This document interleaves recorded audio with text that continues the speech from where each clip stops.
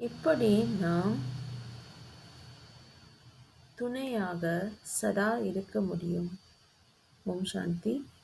எப்படி தந்தை சேவையில் ஒரு கீழ்ப்படியும் வேலைக்காரனைப் போல் இருந்தாரோ, அதேபோல் ஒவ்வொரு ஒத்துழைக்கும் துணையும் தந்தையின் குழந்தையாக இருக்கின்றார்கள் என்றால், அவர்கள் கூட கீழ்ப்படியும் வேலைக்காரனாக தந்தைக்கு சமமாக இருக்க வேண்டும். ஒரு கீழ்ப்படியும் வேலைக்காரனால் அக்கறை இல்லாமல் இருக்க முடியாது. அவர் நாளும் பொழுதும் சேவையில் இருப்பார்கள். எப்படி தந்தை தனது நம்பிக்கையின் ரூபத்தில் துணையை நிறைவேற்றுகின்றாரோ, அதேபோல குழந்தைகள் கூட